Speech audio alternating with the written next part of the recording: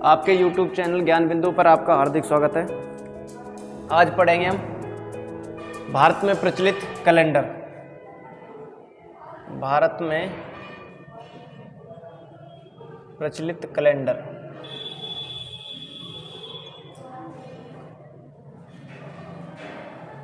भारत में प्रचलित कैलेंडर, ये टॉपिक है हमारा। तो इसमें हम 4 कैलेंडर मुख्यतः चलते हैं। भारत में 4 कैलेंडर चलते हैं। तो उनमें 4 कैलेंडरों में जैसे पहला है ग्रिगोरियन कैलेंडर। एक तो है ग्रिगोरियन कैलेंडर, दूसरा है शक संवत, तीसरा है विक्रम संवत,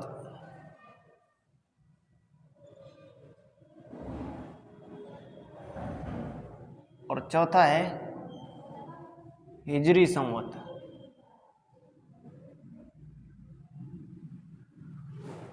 ये 4 है। एक तो ग्रिगोरियन कैलेंडर है, एक शक संवत है, एक विक्रम संवत है, एक हिजरी संवत है। अब ये देखना ये तो क्या है, राष्ट्रीय कैलेंडर है, ये अंतर्राष्ट्रीय कैलेंडर। ग्रिगोरियन कैलेंडर कौन सा है? अंतर्राष्ट्रीय कैलेंडर है। ये क्या है? राष्ट्रीय कैलेंडर शक संवत है जो, और ये हिंदू कैलेंडर है, और ये मुस्लिम कैलेंडर है। ये हमको सबसे पहले इनमें चारों में अंतर ये पता होना चाहिए।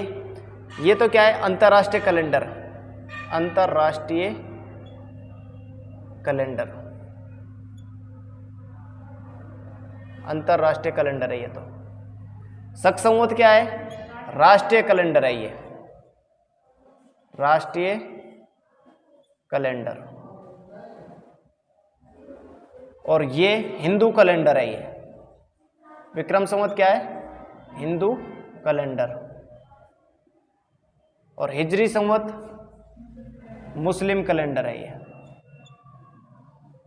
मुस्लिम कैलेंडर। यानी कि भारत में ये 4 चलते हैं। 4 चलते हैं, ग्रिगोरियन कैलेंडर, शक संवत, विक्रम संवत और हिजरी संवत। अब ये इसका प्रारंभ कब हुआ? ईसा मसीह के जन्म के समय हुआ था। ईसा मसीह के जन्म के समय, जन्म के समय ग्रिगोरियन कैलेंडर का, ईसा मसीह का, जब कभी ईसा मसीह का जन्म हुआ यानी कि 1 ईस्वी को ये ग्रिगोरियन कैलेंडर चालू हुआ है। ये राष्ट्रीय कैलेंडर, इसको कब घोषित किया गया है भारत में? इसका 22 मार्च 1957 को इसे राष्ट्रीय कैलेंडर घोषित किया गया। राष्ट्रीय कैलेंडर घोषित किया गया, यानी कि 22 मार्च 1957 को राष्ट्रीय कैलेंडर घोषित किया गया। इसमें कुल दिवस, ग्रिगोरियन कैलेंडर में कुल दिवस होते हैं, कुल दिवस 365 दिन होते हैं इसमें। यानी कि जो हमारा ग्रिगोरियन कैलेंडर है उसमें कुल कितने दिन होते हैं? 365 दिन होते हैं। शक संवत में कितने दिन होते हैं? कुल दिवस इसमें कुल दिवस होते हैं 354 दिन। विक्रम संवत में भी कितने दिन होते हैं? कुल दिवस 354 दिन होते हैं। इसमें भी कितने होते हैं? 354। मुस्लिम कैलेंडर में भी कुल कितने होते हैं? 354 दिन होते हैं। इसमें भी 354 दिन होते हैं। ग्रिगोरियन कैलेंडर का प्रथम महीना जनवरी होता है, जनवरी। और अंतिम महीना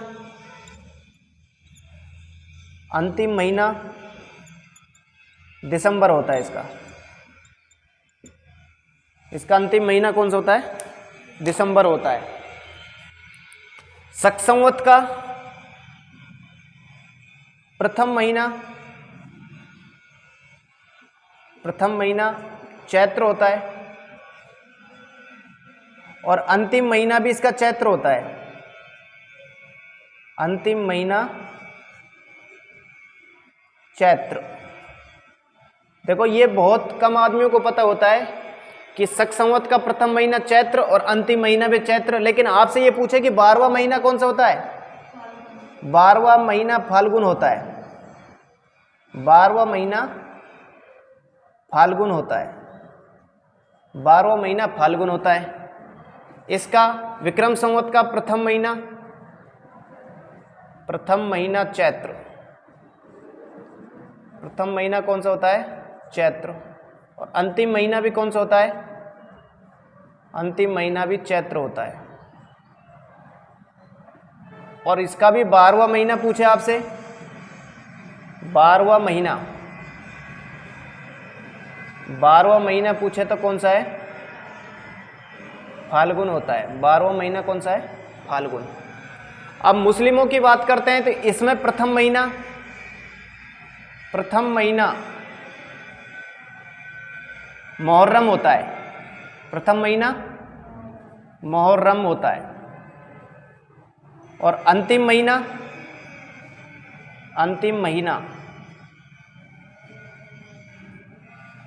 जिलहिज होता है।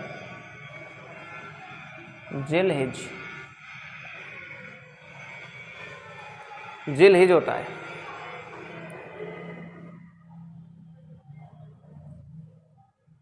ठीक है।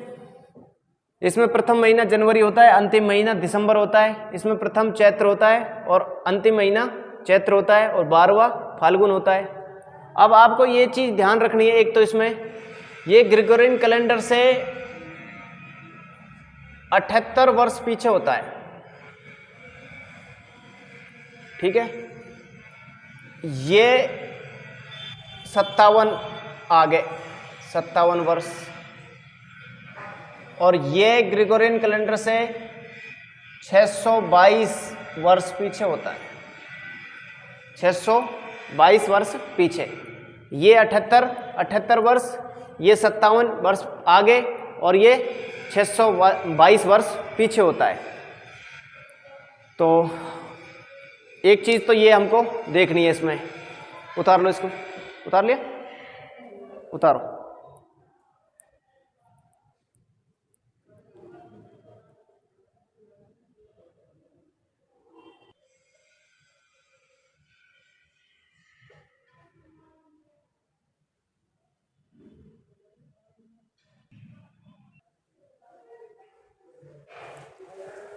ठीक है। तो ईसा मसीहा के जन्म के समय और कुल दिवस 365, प्रथम महीना जनवरी, अंतिम महीना दिसंबर। इसमें प्रथम चैत्र और अंतिम भी चैत्र होता है। 22 मार्च 1957 को राष्ट्रीय कैलेंडर घोषित किया। कुल दिवस 354 होते हैं, इसमें भी 354 होते हैं। ये मुस्लिम कैलेंडर है। प्रथम हिजरी का प्रथम क्या है? महीना मुहर्रम और अंतिम क्या है? जिलहिज। तो ग्रेगोरियन कैलेंडर। अब एक चीज और है इसमें ग्रेगोरियन कैलेंडर के बारे में, ये सूर्य गणना पर आधारित होता है। ग्रेगोरियन कैलेंडर किस पर होता है? सूर्य गणना पर आधारित है। सूर्य गणना पर आधारित है। शक संवत चंद्र गणना पर आधारित है। चंद्र गणना पर आधारित है।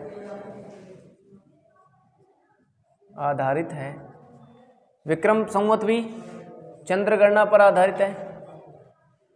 चंद्र गणना पर आधारित है।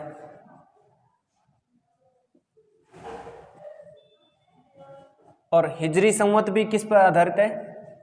चंद्र गणना पर आधारित है। चंद्र गणना पर आधारित है। यानी कि बस एकमात्र ग्रेगोरियन कैलेंडर किस पर आधारित है? सूर्य गणना पर आधारित है। शक संवत चंद्र गणना पर आधारित है। एक चीज और है इसमें, शक संवत का जो प्रारंभ हुआ वो हुआ 78 ईस्वी में हुआ। विक्रम संवत का प्रारंभ जो हुआ है, इसका प्रारंभ 57 ईसा पूर्व हुआ है। और हिजरी संवत का प्रारंभ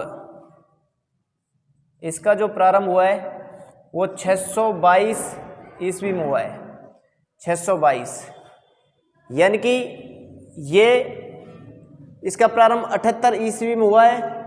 विक्रम संवत का प्रारंभ 57 ईसा पूर्व हुआ, यानी कि ग्रिगोरियन कैलेंडर से 57 वर्ष आगे ये 78 वर्ष पीछे और ये 622 वर्ष पीछे, किससे? ग्रिगोरियन कैलेंडर से। ये हमको ध्यान रखना है इसमें। तो ये हमारे इस तरीके से कैलेंडर का है। अब जैसे मान लो कि आपसे एक क्वेश्चन पूछें कि एक क्वेश्चन है विक्रम संवत 2029, विक्रम संवत 2029 को शक संवत में बदलो, शक संवत में बदलो। एक क्वेश्चन तो ये है, जिससे इस क्वेश्चन को कमेंट में बताना है आपको, ठीक है। दूसरा क्वेश्चन है, मान लो कि आज हमसे पूछे कि ग्रिगोरियन कैलेंडर का वर्तमान वर्ष कौन सा है, तो ग्रिगोरियन कैलेंडर का वर्तमान वर्ष कौन सा वर्ष चल रहा है? अब 2022 चल रहा है ना वर्तमान वर्ष। तो ग्रिगोरियन कैलेंडर का वर्तमान वर्ष क्या है? 2022। इसको ध्यान में रखते हुए ये करना है, विक्रम संवत 2029 को शक संवत में बदलो। और अगर आपसे पूछे कि शक संवत 19 की जगह 2029 को शक संवत में बदलो, यानी कि शक संवत, आपसे पूछे शक संवत 2035 को विक्रम संवत में बदलो, विक्रम संवत में बदलो। अगर जिसको आता है ये वो अपने कमेंट में इसको बता सकता है, ठीक है। विक्रम संवत को शक संवत में बदलना है और शक संवत को विक्रम संवत में बदलना है, तो ये उतार लो।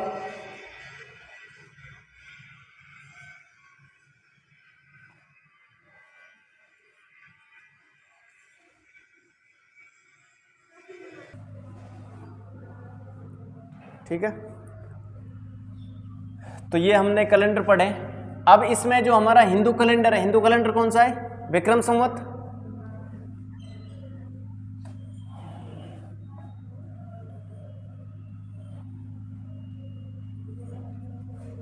देखो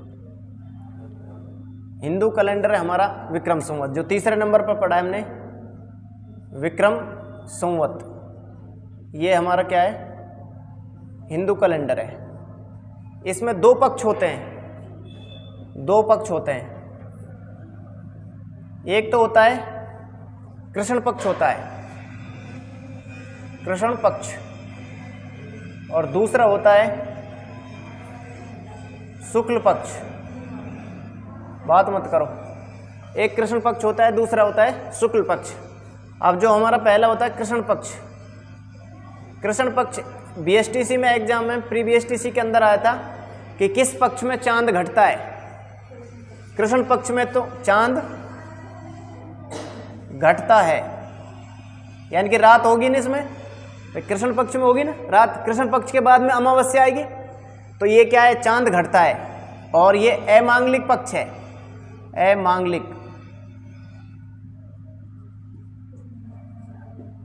अमांगलिक पक्ष है, यानी कि शादी विवाह नहीं होता है, अमांगलिक पक्ष है, ठीक है। इसको बुधि कहते हैं, कृष्ण पक्ष को इसको बुधि कहते हैं। और दूसरा है हमारा शुक्ल पक्ष, शुक्ल पक्ष। इसमें क्या होता है? चांद बढ़ता है, चांद बढ़ता है, चांद बढ़ता है। ये क्या है? मांगलिक पक्ष है। शादी विवाह इसमें होते हैं, मांगलिक पक्ष है, मांगलिक पक्ष है। इसको सुधि कहते हैं, इसको सुधि कहते हैं, सुधि कहते हैं, इसको सुधि कहते हैं। यानी कि दो पक्ष हैं, कृष्ण पक्ष चांद घटता है, इसमें अमांगलिक पक्ष है, इसको बुधि कहते हैं, और शुक्ल पक्ष में चांद बढ़ता है, इसको मांगलिक पक्ष कहते हैं। इसको मांगलिक पक्ष है, इसको सुधि कहते हैं। तो ये और उतार लो, ठीक है। एक होता है टेरुंडी वर्ष, इसको और समझ लो, टेरुंडी वर्ष, टेरुंडी वर्ष, टेरुंडी वर्ष तीसरे नंबर। टेरुंडी वर्ष का मतलब जिस वर्ष में 13 महीने होते हैं, जिस वर्ष में 13 महीने, 13 माह होते हैं, ऐसे लिख लो, 13 माह होते हैं। यानी कि जिस वर्ष में 13 माह, यानी कि एक माह फालतू होता है, 12 तो होते हैं टोटल, 12वां महीना कौन सा होता है, फाल्गुन होता है, लेकिन जिसमें 13 माह होते हैं, जैसे कोई भी 2 फाल्गुन आ जाते हैं, 2 बैसाख ऐसे कहते हैं ना, तो टेरुंडी वर्ष जिस वर्ष में 13 माह होते हैं उसे टेरुंडी वर्ष कहते हैं। इसे अधिमास वर्ष भी कहते हैं, इसे अधिमास वर्ष भी कहते हैं, इसे अधिमास वर्ष भी कहते हैं, अधिमास वर्ष भी कहते हैं। उतार लो इसको जल्दी से।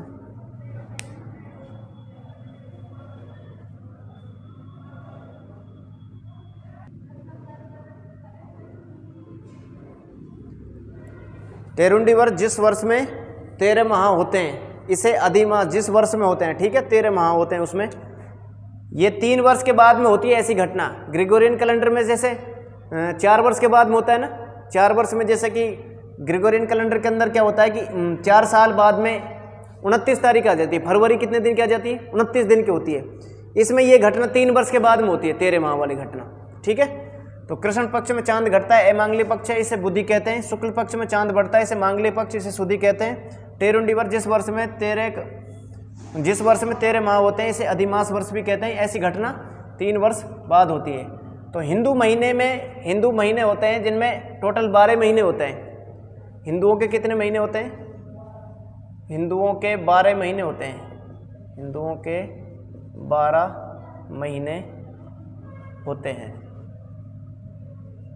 तो 12 महीने होते हैं हिंदुओं के, तो जिसमें पहला महीना कौन सा होता है, चैत्र, दूसरा बैसाख, तीसरा चैत्र बैसाख ज्येष्ठ, चैत्र बैसाख ज्येष्ठ, आषाढ़, श्रावण, भाद्रपद, अश्विन, कार्तिक,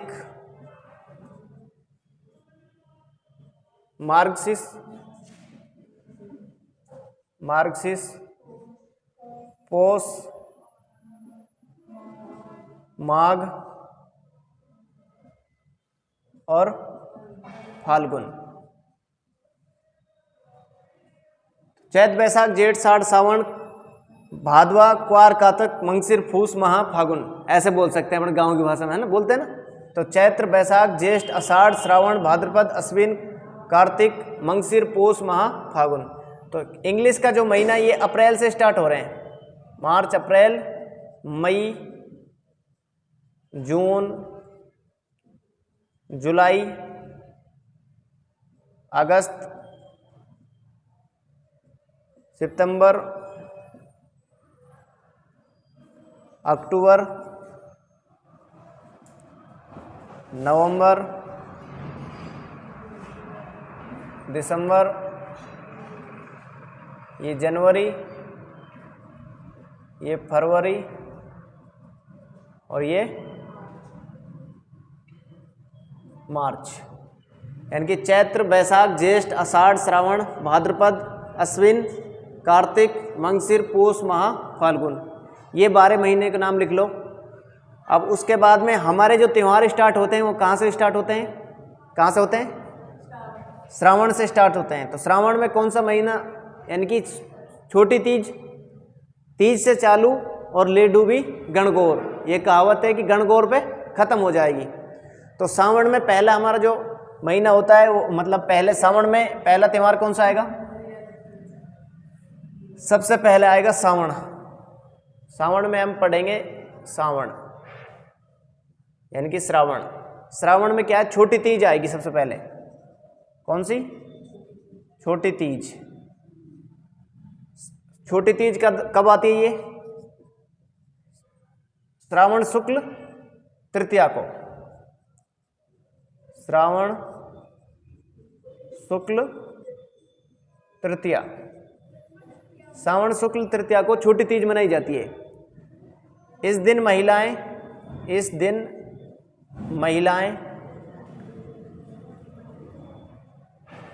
लहरिया व झूला कार्यक्रम करती हैं, लहरिया व झूला कार्यक्रम करती हैं, लहरिया व झूला कार्यक्रम करती है। श्रावण शुक्ल तृतीया को इस दिन महिलाएं लहरिया व झूला कार्यक्रम करती हैं। और ज़्यादातर महिलाएं, इसमें क्या है, एक कहानी है कि जो भी महिला होती है ना, अपना मतलब तीज, छोटी तीज को मतलब पीहर में बिताती है, छोटे तीज वाले दिन। नहीं तो अगर वो पीहर नहीं जाती तो सास से लड़ाई होती है, ऐसी कहावत है। ठीक है, तो श्रावण शुक्ल तृतीया को छोटी तीज मनाई जाती है। और छोटी तीज इसी दिन महिलाएं लहरिया व झूला कार्यक्रम करती है। इससे एक दिन पहले एक प्रोग्राम और होता है जिसको बोलते हैं सिंजारा। क्या बोलते हैं? सिंजारा। सिंजारा होता है श्रावण शुक्ल द्वितीया को, श्रावण शुक्ल द्वितीया को सिंजारा, श्रावण शुक्ल द्वितीया को, यानी कि लड़कियों का सिंजारा ही है। लड़कियों के लिए घेवर वगैरह ऐसी कुछ चीज लाई जाती है, यानी कि ठीक है। तो श्रावण शुक्ल द्वितीया को ये सिंजारा मनाया जाता है, यानी कि सिंजारा भी चार सिंजारा मनाए जाते हैं। एक तो श्रावण शुक्ल द्वितीया को हो गया सिंजारा, ये तो लड़कियों का सिंजारा हो गया। और दूसरा सिंजारा मनाया जाता है चैत्र शुक्ल द्वितीया को, दूसरा सिंजारा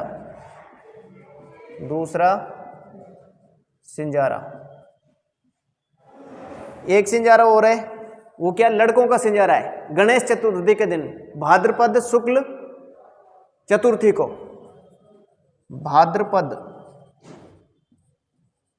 शुक्ल चतुर्थी, भाद्रपद शुक्ल चतुर्थी को, यानी कि इसी दिन क्या है, गणेश चतुर्थी है। इसी दिन ये लड़कों का सिंजारा, लड़कों का सिंजारा, लड़कों का सिंजारा। और एक सिंजारा और है बच्चों का सिंजारा। इस दिन क्या है, गणेश चतुर्थी है, गणेश चतुर्थी। इस दिन क्या है, गणेश चतुर्थी, गणेश चतुर्थी। एक है बच्चों का सिंजारा, वो फाल्गुन शुक्ल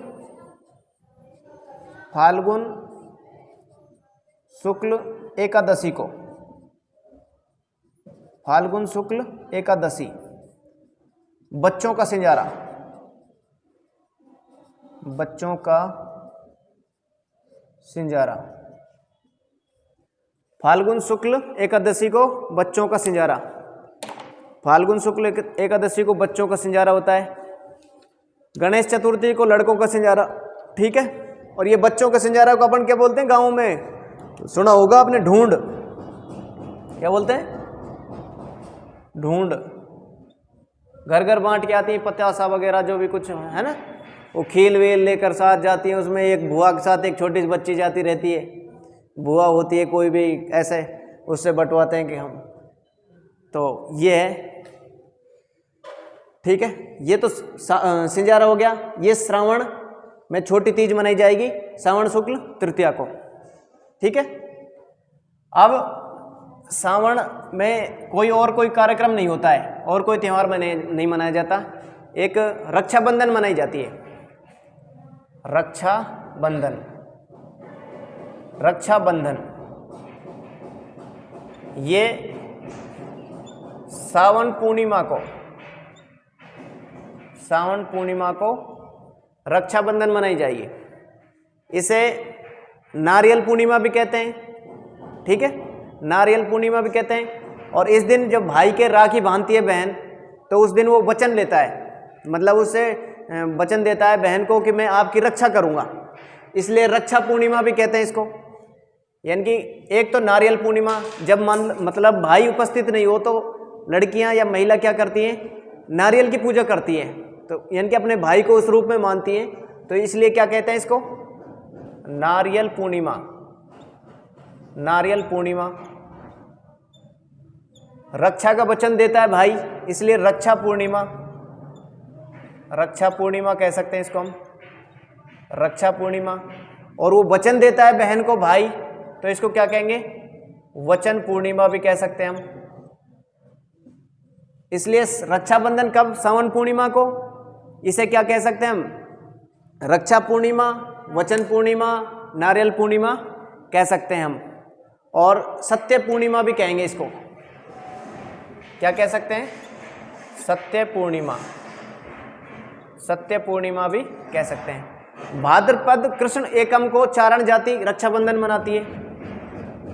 दो बातें हो रही हैं, भाद्रपद कृष्ण एकम,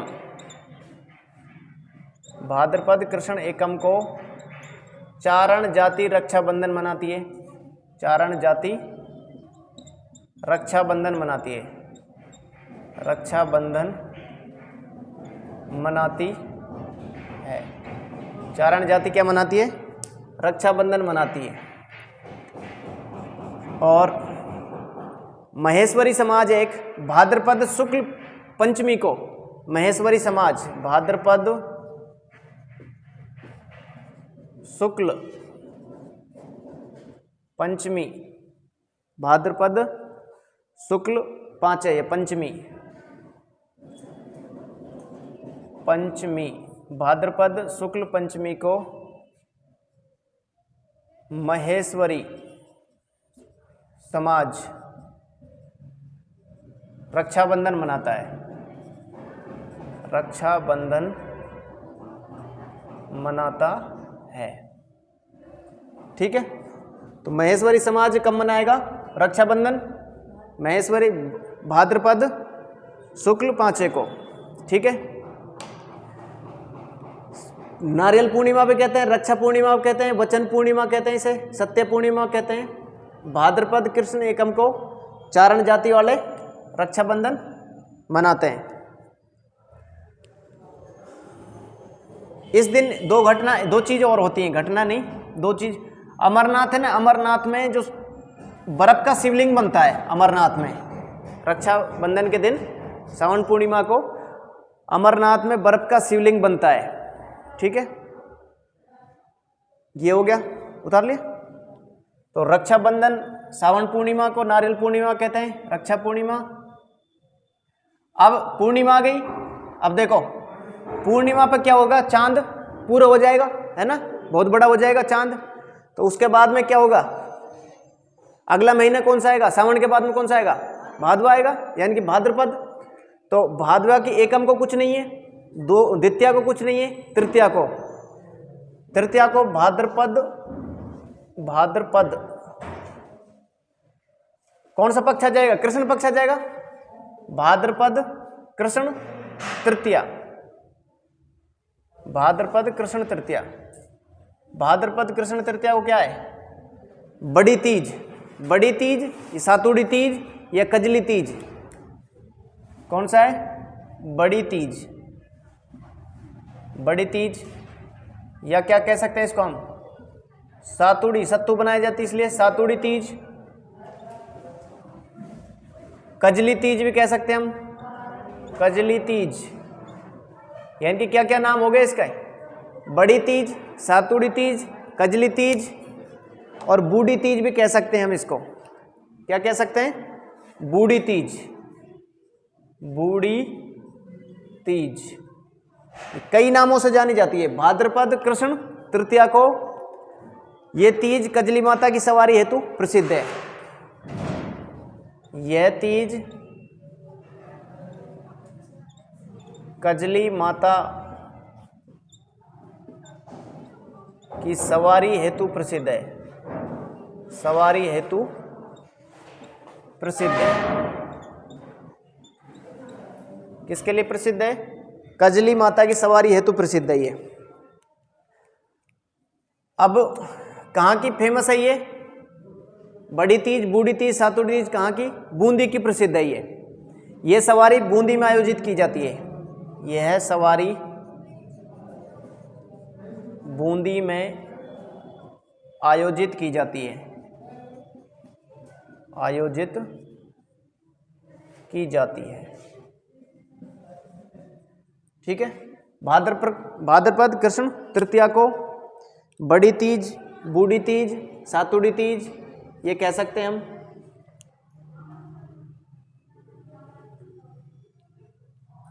अब तीज के बाद में चौथ को कुछ नहीं होगा, पांचे को कुछ नहीं होगा, छठ को भाद्रपद कृष्ण छठ, भाद्रपद कृष्ण छठ, इस दिन भाद्रपद कृष्ण छठ। हल छठ, इसको क्या कह सकते हैं? हल छठ, हल छठ कह सकते हैं इसको। चंदन छठ भी कह सकते हैं इसको, चंदन छठ, हल छठ, चंदन छठ। ये जो भगवान कृष्ण का भाई था ना बलराम, बलराम का हैप्पी बर्थडे इस दिन, भाद्रपद कृष्ण छठ को बलराम का हैप्पी बर्थडे। ठीक है। भगवान कृष्ण के भाई, भगवान कृष्ण के भाई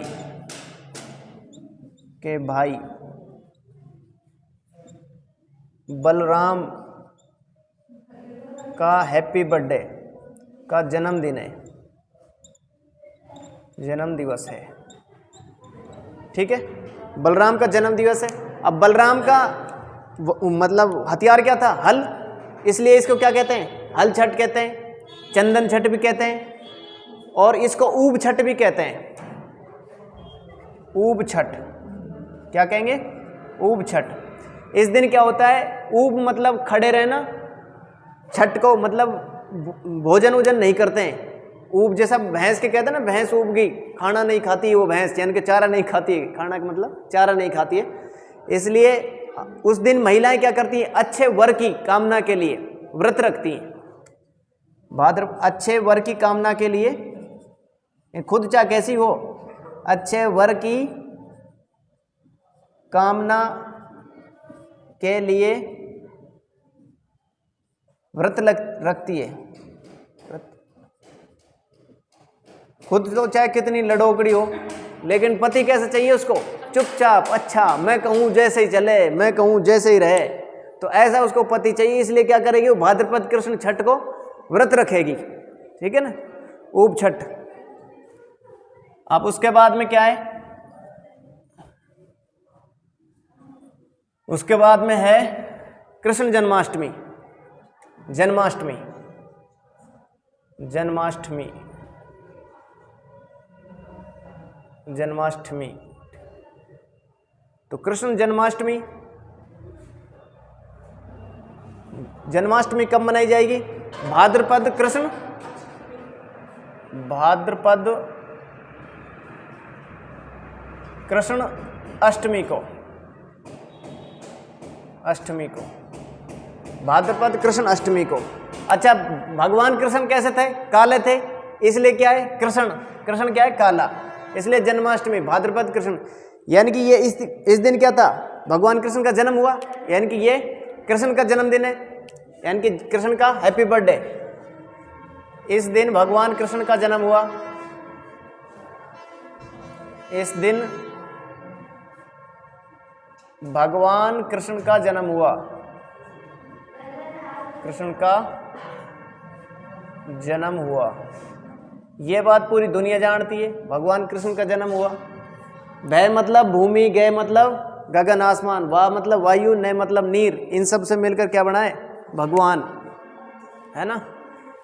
ये इस दिन चौहटन बाड़मेर में कानूड़ा नृत्य होता है। इस दिन चौहटन बाड़मेर में कानूड़ा नृत्य होता है। कानूड़ा नृत्य किया जाता है। कब किया जाता है? कृष्ण जन्माष्टमी के दिन कानूड़ा नृत्य किया जाता है चौहटन बाड़मेर में। कानूड़ा नृत्य चौहटन बाड़मेर में, चौहटन बाड़मेर में कानूड़ा नृत्य किया जाता है इस दिन। श्रीनाथ के मंदिर में, नाथ द्वारा में मेला आयोजित होता है, ये भी पता है ना। पूरे भारत में फेमस है ये, लिखो इसको।